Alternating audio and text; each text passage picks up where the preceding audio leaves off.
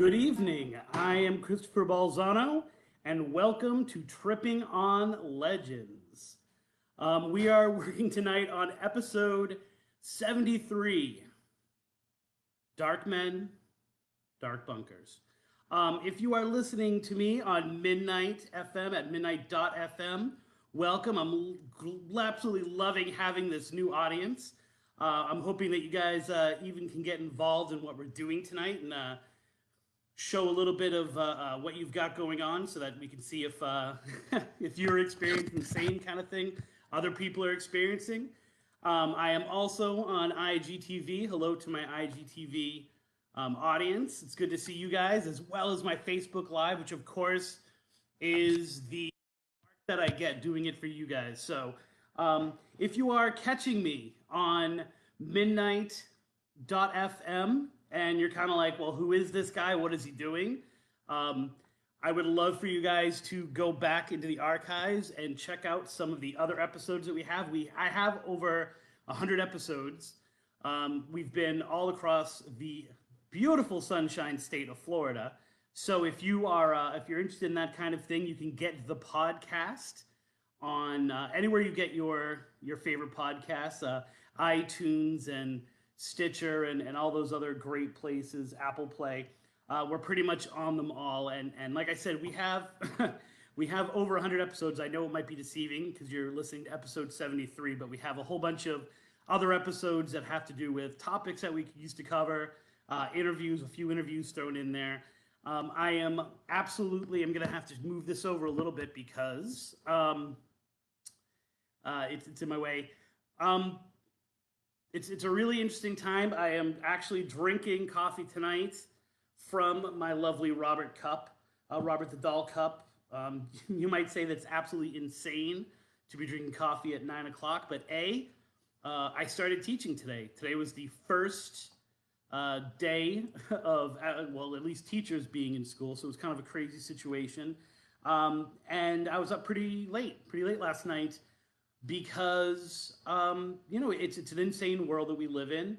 There's a lot of things we don't know what's going to happen. We don't know what this world is going to provide for us, and I also don't know what I'm going to be teaching because it's kind of an insane and topsy-turvy world, and so it's been causing me a lot of stress lately. So I've been staying up late. So I'm like, if I'm going to be up that late anyway, I might as well be well caffeinated so that I can maybe get some work done as well, working on the new book.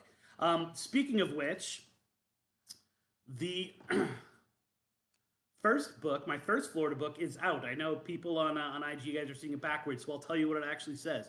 Haunted Florida Love Stories. It's actually out. I'm holding a physical copy of it. It's awfully thin, but that's okay.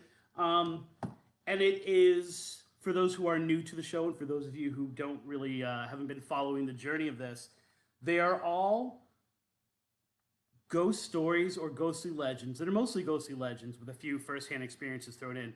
They are all ghostly legends which have love as the backstory.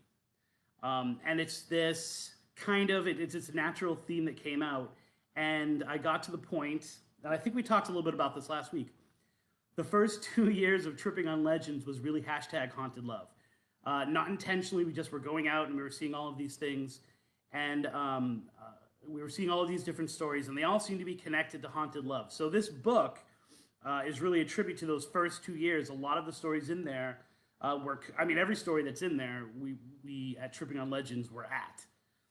But it's a great collection. Rather than being a geographical one like the Ocala one I'm working on now, this is actually from all across the state. So regardless of where you are, and regardless of even what state you're in, you can kind of enjoy this book. And so right now, if you want, you can actually get this book directly from me. It's not out until the 15th, so you would have to wait an entire month to hear what's going on with this book, to read this book, to experience it, to love it. But instead, if you order it directly from me, you can get a signed copy, and you can actually get it for a little bit cheaper than you would get it at Amazon, although I can't rush overnight. I'm sorry. But I will be offering signed copies of the book. If you want to get your signed copy of the book, you can follow or you can hit me up on any of the social media platforms. If you are on Instagram, it is at Spooky Tripping. If you are on Twitter, it is Spooky Balzano. But the best place you can do is go right to either trippingonlegends.com and shoot me an email, or you can go to the Facebook page, which is really kind of where everything, I always say it's the dumping ground. It's really where everything gets kind of shoved into, posted on. So you can go to facebook.com/trippingonlegends, and you can message me and I can get you your signed copy. I got a whole box. This is the third copy that came out of the author's box. This is the third copy. This is my copy. The first two went someplace else. And then I called them up and I said, hey, can I order a whole bunch of copies of it? And so I was actually able to get it ahead of time. So you can get the book ahead of time. You can get a signed copy of it. I'll even personalize it for you. And I promise I won't write anything dirty. So I'll keep it as clean as I possibly can. So make sure to make contact with me on any of those platforms, and I will totally hook you up with your copy. Tonight, I am really hoping that we can get some audience interaction. I know that tonight's topic is something that not only has been covered by other shows, because I've watched a few of the shows and listened to a few of the shows myself, but it's also one that I know is something that people in the paranormal, or people who experience the paranormal, get. Hello, Jen. Hello, Rita. It's something that has been around for a really long time, longer than we've been covering it. It's something that I believe connects to something larger, and it is one of the most, if not the most, ill-defined elements of the paranormal. It appears in legends. Hey, Margie, what's going on tonight? It appears in real ghost stories. It appears all across different kinds of ghost stories. We're going to get into all of this. But if you want to share your either theories or your version or your experiences with shadow men, then you can call Tripping on Legends at 813-418-6822. And all those social media platforms, that number's also listed as well. So 813-418-6822. And of course, it's got different names, right? So there are different names for this phenomenon. There's different names for this dark figure. It's been called Shadow Men for years. It's been called, lately I've seen, but I feel like this is another version. We'll get into that. It's been called the Hat Man. When I referenced it, that was much better right there. When I referenced it in Dark Woods, which I'll get into in a little bit, I referred to it as the Dark Men. And that was for a very specific reason. He is. Why don't we just call him a he, right? Might as well call him a he. He is something that has been plaguing people for pretty much as long as there have been ghost stories, adjusting a little bit. And we'll get into maybe a little of an evolution of it, because in addition to the theory of what it is, and what it might be doing, and why it might be here, and why it might be making himself known to people, there's also this odd element of, do we create him, right? Are we the reason for there being these shadow people? And it's almost always a shadow man, right? I haven't, maybe you haven't, you can call in, heard of many shadow women reports. And I don't know why that is exactly, but I think that as we go over the kind of the lore of this a little bit and some personal experiences, you might even be able to, or we might be able to, kind of hash out why this figure almost always seems to be a man. Back in 1985, what scares you, right? We'll start with that. I showed my kids Poltergeist this weekend. They both, I think, liked it. We did some videos on it that are up there on Facebook. There were a few things that really terrified me as a kid. These are going to be kind of weird things, but in 1984, I saw a comedy version of 1984. And I remember it was Jeff Goldblum and it was right as 1984 was kind of starting, and it was a comedy. It was supposed to be funny, and it scared the crap out of me. It really truly did. I didn't sleep for weeks. I didn't sleep for, and I just would stay up at night, and kind of be like, what's going on? Is this real? Is this really going to happen? Like, what's completely freaked me out. Second was Poltergeist, and I've gotten into into why Poltergeist. You can check out our archives when we reviewed and kind of got into the folklore of Poltergeist. Then there was, and no one remembers this movie but me, there was this movie called Blackout. And the premise of the movie was that there were these series of rapes.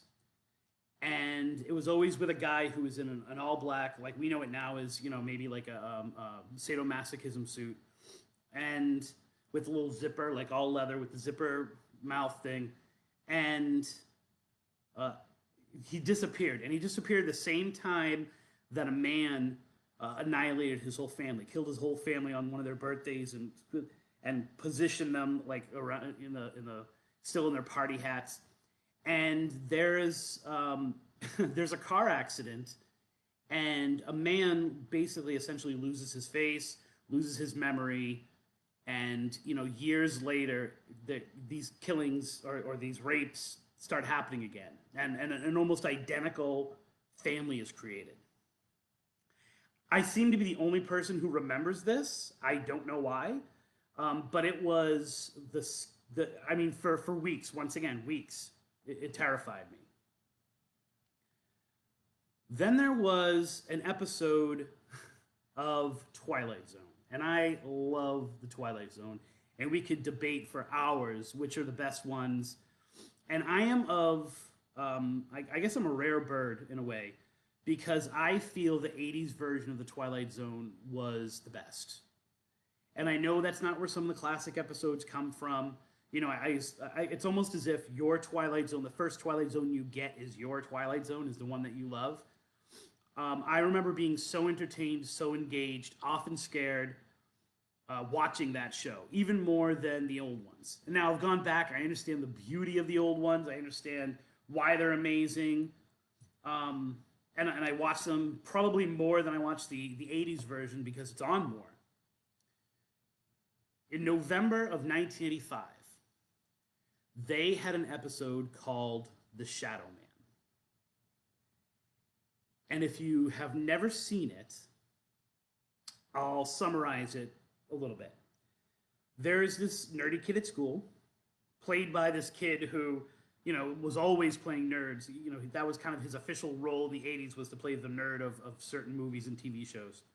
And he was always being picked on, blah, blah, blah, couldn't get the girl that he liked, couldn't talk to her. And then one night, there appears from underneath his bed this shadowy figure with a hat, which I didn't remember, who says that he's the Shadow Man and he will never hurt the person under whose bed he lives. And he goes out and he kills somebody, right? Or he attacks somebody, I think, just the first night.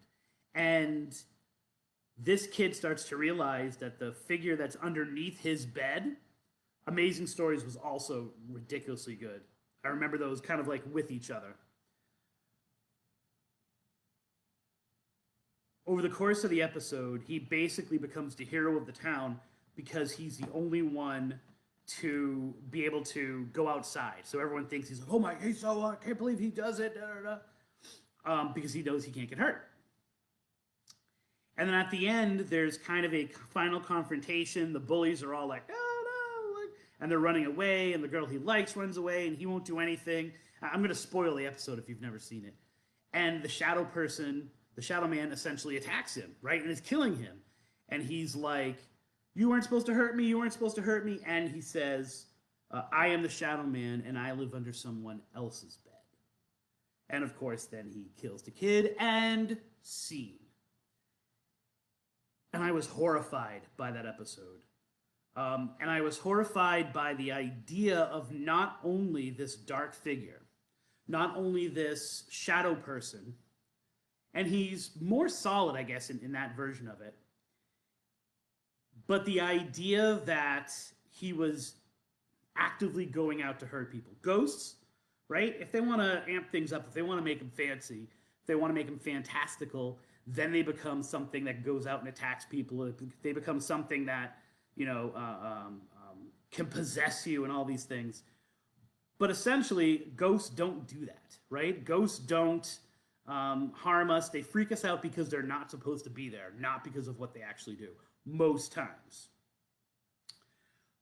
The idea of a dark figure, and it wasn't a ghost, right? It was some other element of the supernatural paranormal world going out and actively hurting somebody freaked me out. And of course, it's got the great tradition of there's something under your bed, it's a man, it's dark, it's paranormal, it's supernatural, and it attacked kids, right? And I was a kid. I was 10 years old at the time. It went out and it attacked kids.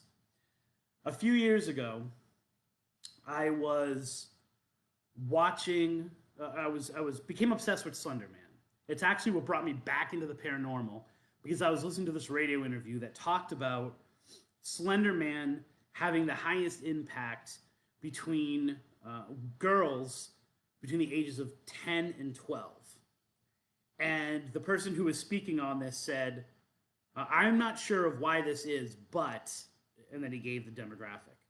And I was like, I need to find out why that is. And of course, I was teaching 11 and 12-year-olds, right? I was teaching those students, and it sparked something in me to look at Slender Man. And of course, in doing that, realizing that Slender Man is just a modern manifestation of something that's been in folklore and something that people have been reporting for years. You know, I was having the discussion of, is Slender Man real? And it's like, well, it's in pretty much every culture dating back hundreds of years. We just happen to have a new creepypasta version of it, but there are different elements of that are still around. And it sparked me to revisit this Shadow Man episode, and I was actually able to make a lot of different connections between Slender Man and this Shadow Man that's in this episode. One of it being that if you look at most of the Slender Man pictures that were created for the initial buzz of it, there's this idea that there are no adults. In most of those pictures that he initially put out, there were no adults shown. And the same thing happens in Shadow Man, is that most of the scenes, there are no parents involved whatsoever. The kids go out to, you know, a very 80s, typical 80s kind of thing. They go out to like a hangout, you know what I'm saying? Like a diner hangout kind of thing, which I never did. I guess we went to McDonald's, but, and there are no parents around. There are no adults around. They don't even show the waiters. And I was once again scared crapless by this episode. And it's a typical 80s Twilight Zone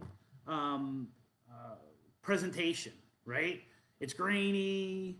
The acting is like mezza, but it was once again this idea of there's something under your bed. There's something dark. It's a masculine form. And he's coming to get you. And he walks the streets.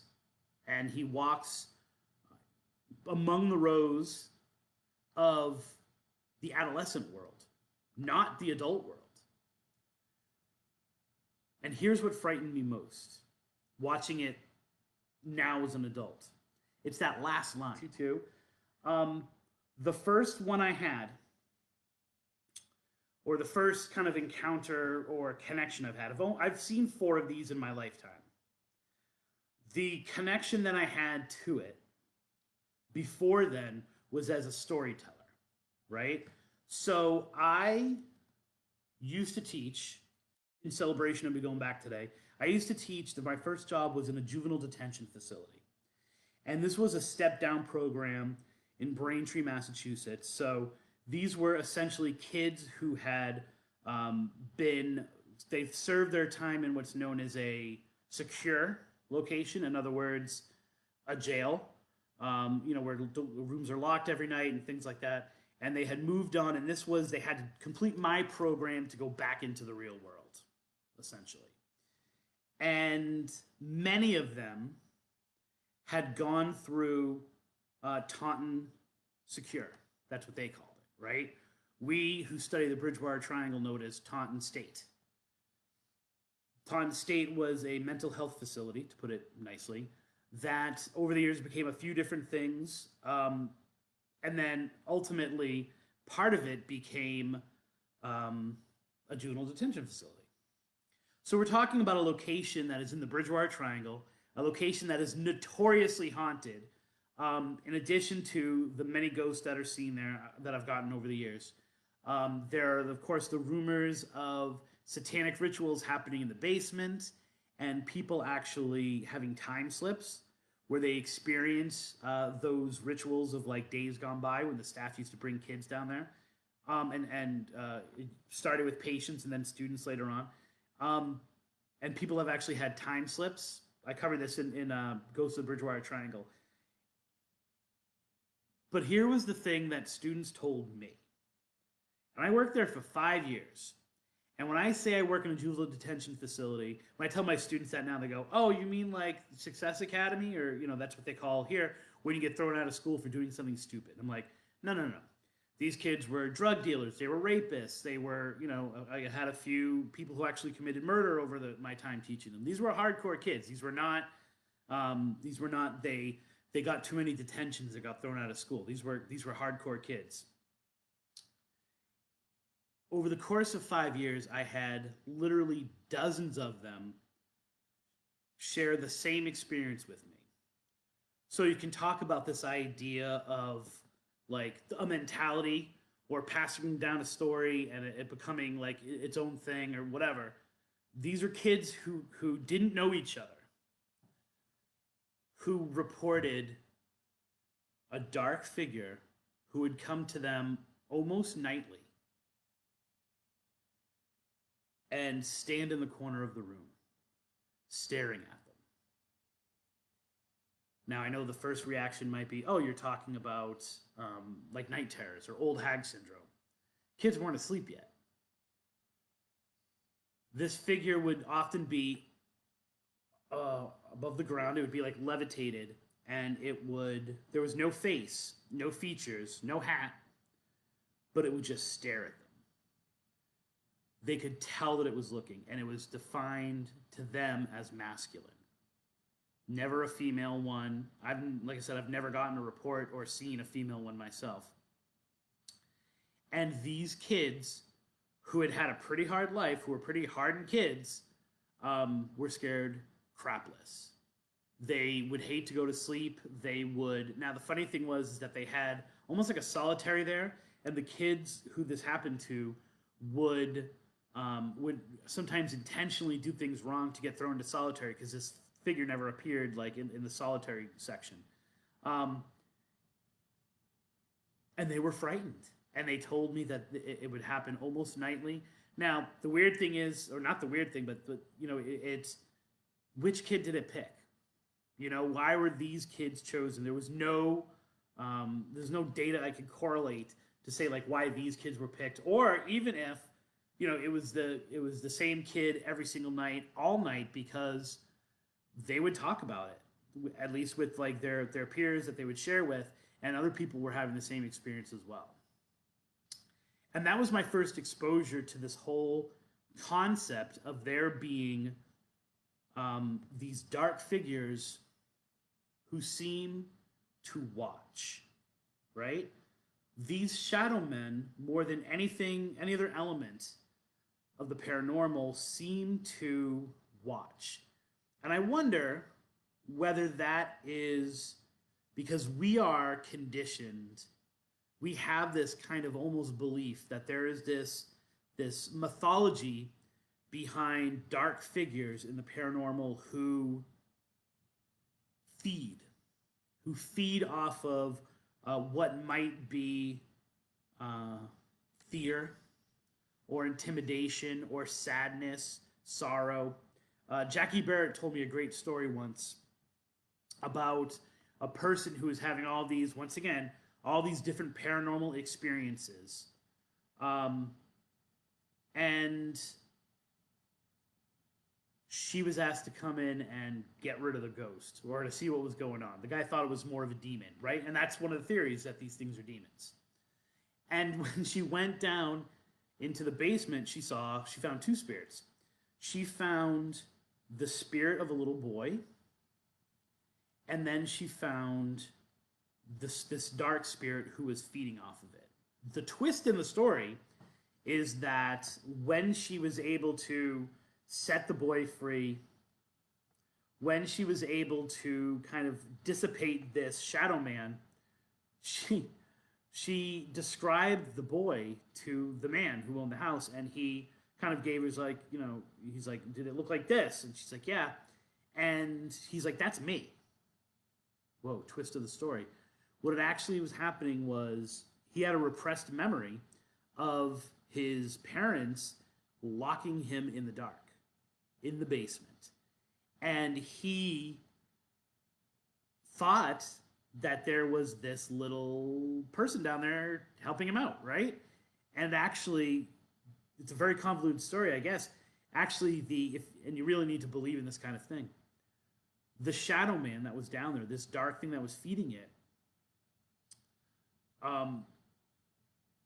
was actually creating a tulpa of the boy down there in that basement, because he wasn't always down there, and so he needed something to feed off of, and so he was actually scaring the kid even more down there to split him and to put a part of his essence, kind of like a horcrux, if you will, or a thought form, definitely, down there, and then they would all feed each other. They were all getting their juices from each other. So we have that idea that there is a mythology behind this, that these dark figures have to. That's why when we see them, we automatically assume that that's what they're doing, because that's what they're physically doing, right? They very rarely interact. They very rarely seem to be, I'm not going to say interested in what we're doing, but engaged in what we're doing. Instead, they're watchers. All across the board with these things. They seem to be watching us. They seem to be wanting or getting something from this other paranormal interaction that we're having. Fast forward a few years, the reason why I call them dark men is because that's the word that was told to me by people who are having Pukwudgie experiences. So they would have Pukwudgie experiences and then also notice that this dark figure was there. And by looking through the narrow land, I actually see references to this in relation to the Pukwudgies. And of course, there they call them demons, because already we're now dealing with the kind of Christianization of the Wampanoag, and so it's called devil, right? They call devil with a capital D. So what are these things? Let's get into kind of theory. Let's get into opinion about what these things might be, and then I'm going to share a few kind of tripping on legends encounters that we've had with this. It's funny, just as a little preview, in all of the tripping on legends, except for, well, I can't say most recently because I didn't experience it there, and all the tripping on legends that I've had this, I've never said it at the time because I always thought it was too intimidating for Natalie. So I never would mention it until the episode when we would talk about it and be like, just so you know, we were totally being stalked. But let's talk about what these are. The first kind of theory that's out there is that they are ghosts, right? They are ghosts that either are just being seen almost as like a negative in a camera, like a negative on the old film cameras. I have to say that now. Or that you're only catching a glimpse of them, right? This gets into, what a ghost is and but almost like a trans-dimensional, you're only picking up certain frequencies of it, and so therefore you see it in all black. And I can actually follow that for some of these.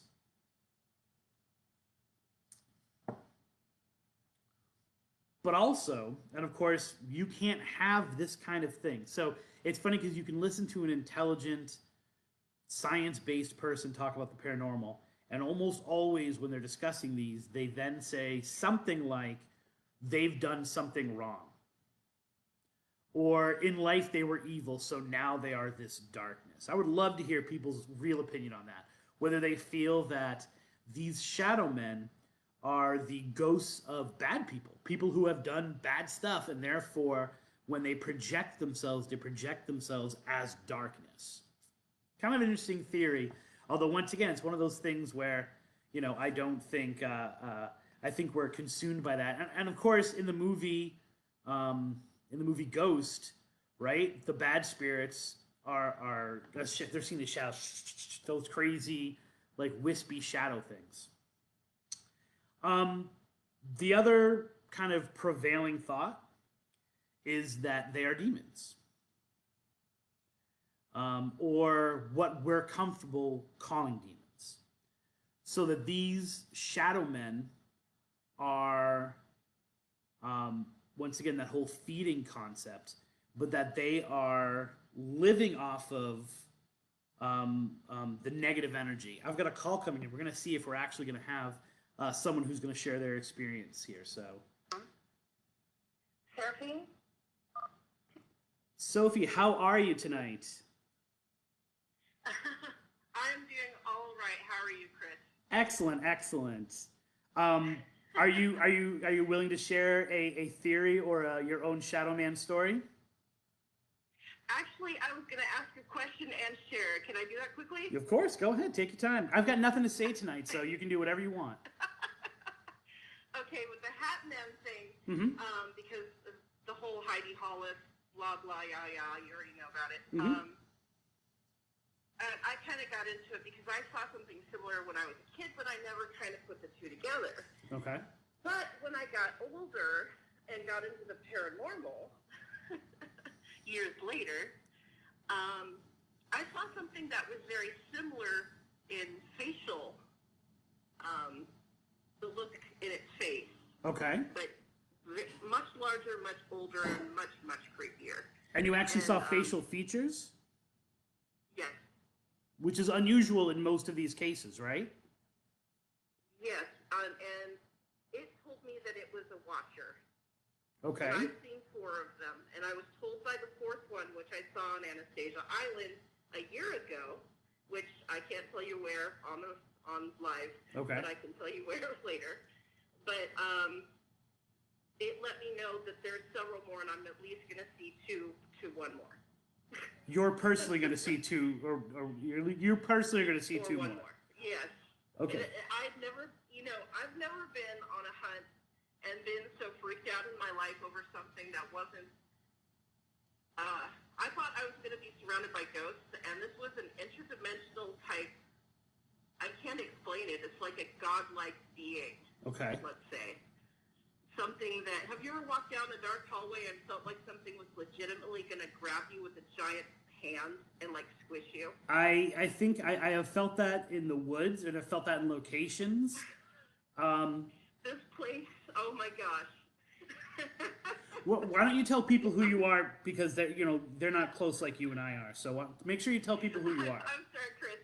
I'm Seraphine Hurley. I'm a paranormal investigator, occult historian, and haunted collector. I actually don't live too far from Chris. I know, I was a little weirded out when it said Fort Myers on my phone. And yeah, I'm calling from across the bridge. And plug your show, too. Yes, thanks. My show's actually coming up. My second show with my co-host, Laura Lee Hodson, which Tripping the Void, no relation to Tripping Legends. And my show on my own is Infinite Inquisition, which is on Tuesdays on UCRN. So, thank you, Chris, by the way. Oh, no problem. Let me ask you. Let me take it back one step. When you say interdimensional, right? Are you talking about what you feel might be a human from another dimension, or are you feeling more towards like an elemental kind of thing, or like what? I don't even know what to say, because when you're around these things, they're like, make you feel like you're so like this tiny little thing that they can just go smash And for you listeners, this might sound really weird and kind of off, but ghosts, I've had, when they pull the Miss Muffet thing on me, that's when I get creeped out. Otherwise, it's usually not a creep factor for me. But this scared me. Because I've never walked into this, because they set me up on this haunt that's actually all plugged in, wired, cameras everywhere, because they're studying it on Anastasia Island. And there's so many supposed vortexes, I'm going to say alleged vortexes, that I actually couldn't put my arms down from the time I walked in the room. Oh, wow. And I saw the thing on the rooftop when I first came towards the place. And I'm like, I'm hoping that was just a figment of my imagination, because it's been a long night investigation. I mean, we went to a whole bunch of stuff, and they saved the best for last, which I wish they didn't, because I was already pretty tired. Right. And, you know, that taps into this whole idea of they are seen, and Margie makes a really good point in the chat room, that they also seem to come when we are scared, or as she said, like in chaos, like bad things are going on. Like there's this kind of taking advantage of us at our worst. But they also seem to be attached to other haunted places. You know, it's very rare to see or to get a report that you're just like, oh, I saw a shadow person. It's almost always in connection with a negative emotional time, or a area of high activity. I remember one report in I believe it was Lawrence, Massachusetts. If you don't know, another town I taught in had there was a way. It's always violent there, or unfortunately, it has these moments of violence. But it was an extremely violent time. There was something gang going on, and I was getting reports of people seeing these shadow men on the buildings, like you're talking about, like seeing them almost looking down at what was going on, kind of basking in it, almost like gargoyles on these buildings. Oh, yes. And the thing about this place where I was, they can't keep people in it. That's why the place is empty. And it's not just urban legend. The last thing that actually happened in that place that made them shut it down completely was a murder-suicide, a really horrible. I mean, most murder-suicides are pretty bad and sad, but this involved a child. And it was, and they were telling the story of this, and that already had my heart. And I was already like, oh, this is horrible and bad. And I'd already seen the thing on the roof, and I was standing there trying to sense if I was just getting, because I was tired, and the woman who's heading up this investigation, part of the investigation, goes, this isn't a place where you get good EVPs. This is a place where you get really interesting pictures. And I'm like, oh, I know why you're getting these pictures. And then I heard a voice, and I about peed my pants. I'm sorry, there's no other way. No, that's urination's fine on the show. It's okay. It's all good. I'm sorry. No. But I'm like, oh, and I'm like, and the people I was with are like, oh, go down the hallway, go on. And I'm like, oh yeah, I'm going down the hallway. And, you know, when you're with your friends who are also investigators, whatever, they're like, everybody's having a good time. And I'm not having a good time at this place. Because I'm like, there's something nasty down here, and it wants to hurt me. I'm for sure thinking that it wants to hurt me. And that's when I saw this gigantic head. This head, and it wasn't disembodied. It's attached to this lanky Jack Skellington kind of body that's got this wasted face that's, I wouldn't say desiccated. It's more of a angular contortion of a human skeleton kind of face. They often have this kind of disfigured or disproportionate, because usually people can't see the faces, but the body parts are disproportionate, which kind of feeds into the Slender Man legend as well. Yeah, but it was reaching out for me, and I'm like, you know what, you're freaking me out right now, and I get it. And I'm only coming here with respect, and everybody's like, what are you saying? And it's like, I'm here with respect. I'm just holding my hands up. This is where my hands are. I only want to know the stories of the people here. If they want to talk to me, I'm not here for any other reason. Yeah. and the woman leading us is like, "Are you okay?" I'm like, "I'll be fine in a second. Just let me do my turnaround, and I'll come back down the hallway." And I get down to the end of the hallway, and there's a big shadow in the corner. And I've got pictures of all of this because all of it's on IR.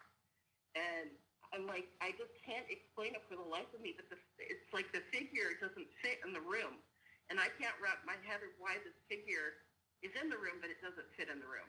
Does that make sense?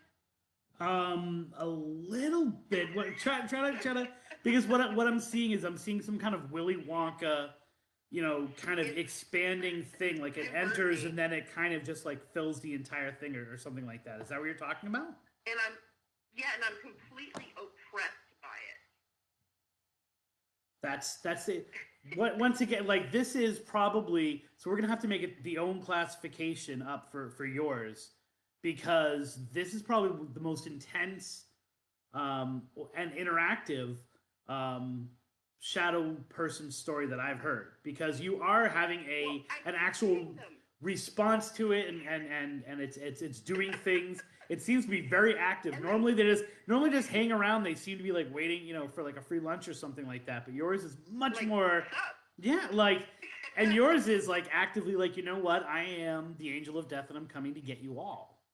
Like it does have like a much more sinister element to it, which of course leads it to be like, yeah, it's got to be something darker. It can't just be a spirit who is tormented because it was evil, or is being seen because interdimensionally that's the shadow of it that we're seeing. But yours seems to be like it's a complete assault. Margie asks. Mm-hmm. Margie asks, "Is it like how a mist fills the room? Like it comes in and then pretty soon it's kind of taken over the entire room?" Oh no, it was like laying over. Like if you've ever had a spirit presence be like over the top of you, like in your face, take that and have it be like pressing down on you. Okay. Like you've got 300 or 400 pounds pushing on the top of you. Wow.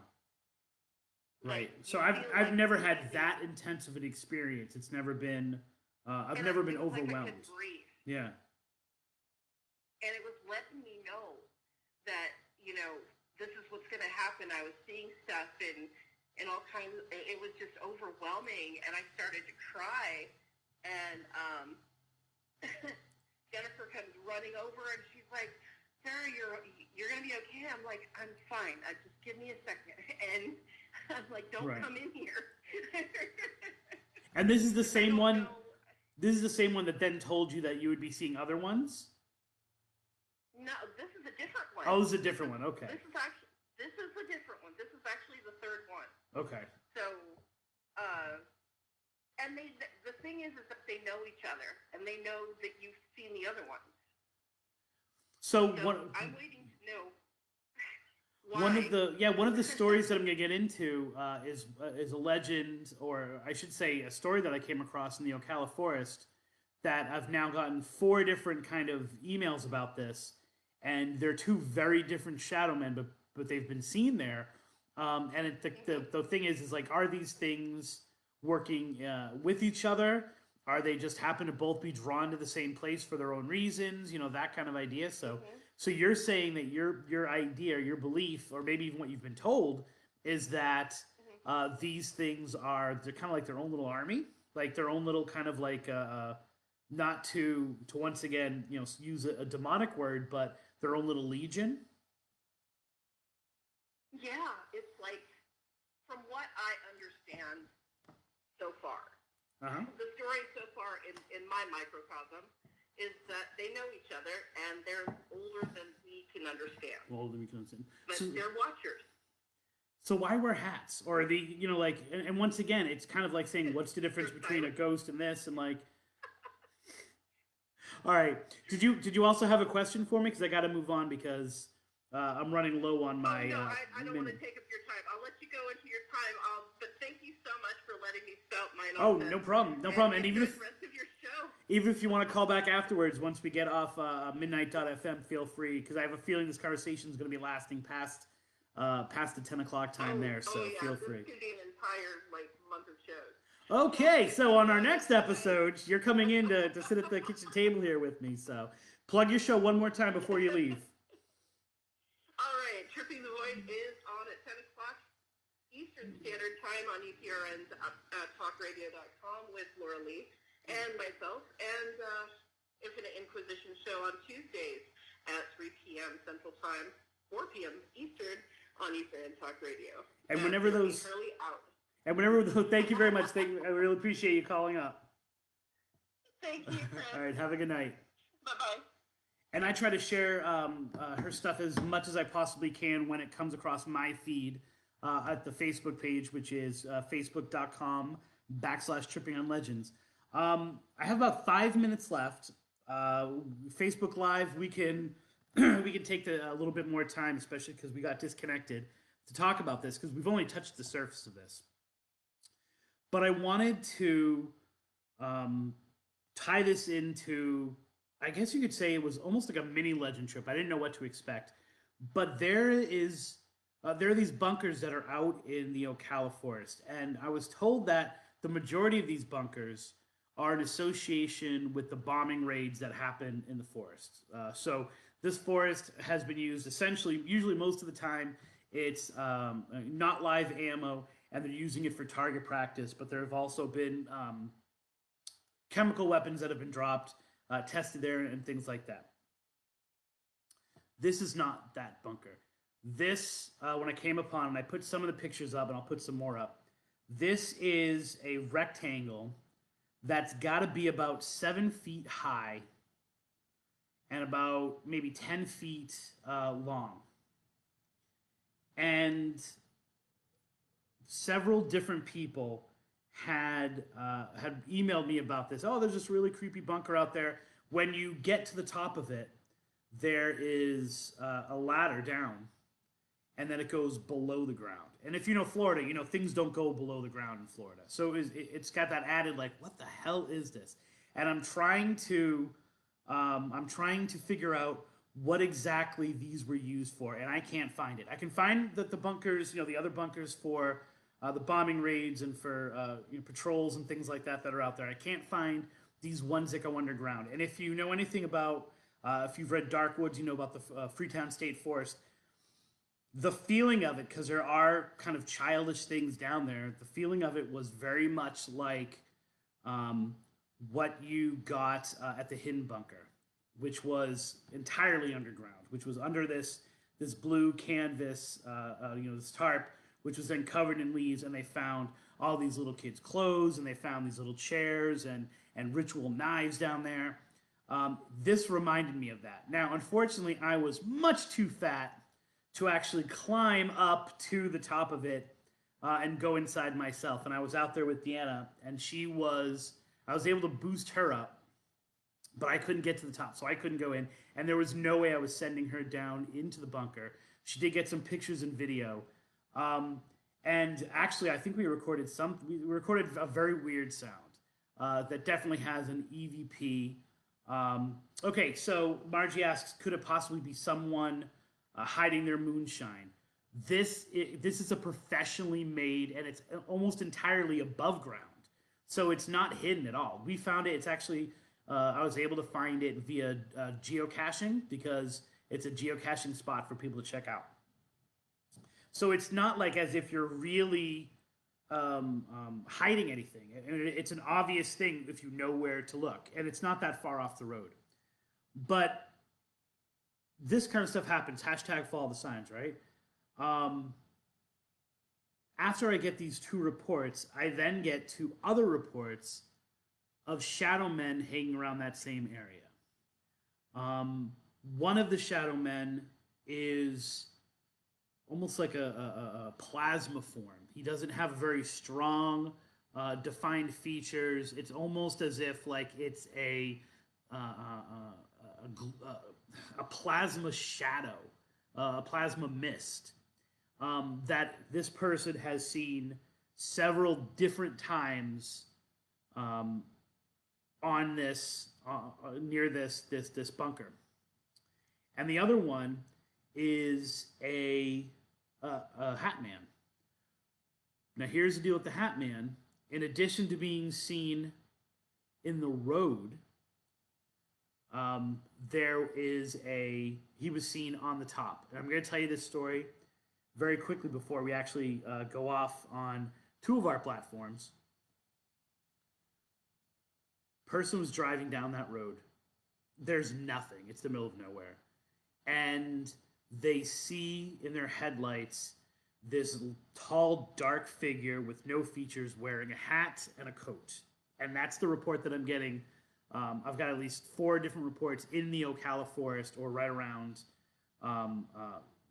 it of this person who, in addition to wearing the hat, also wears a coat. Which, if you've been in Florida, you don't wear coats. Especially, almost all of these were in summertime. She thinks she drives through him. She doesn't. She gets out of the car.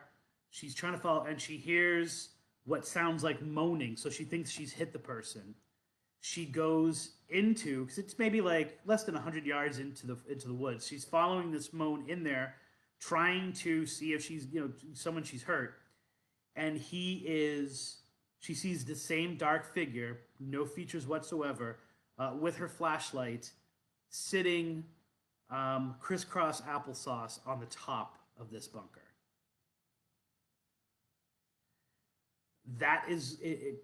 And she said she screamed, she ran back to the car. She's never had a paranormal experience before or after. I'm going to share a few more of the stories that I have like that. And of course, if you want, if my people at midnight.fm and my people on Instagram, you guys can go into the archives of Tripping on Legends if you want to hear more of those kinds of stories and to hear some of these experiences, which I've actually talked about. Feel free to do that. You can also hit us up on Twitter at Spooky Balzano, at Spooky Balzano. At Spooky Tripping is our Instagram. And of course, always feel free to go to our Facebook page, which is facebook.com/trippingonlegends. So, I'm Christopher Balzano for these 2 platforms. I'm Christopher Balzano, and here's hoping that all of your trips are legendary.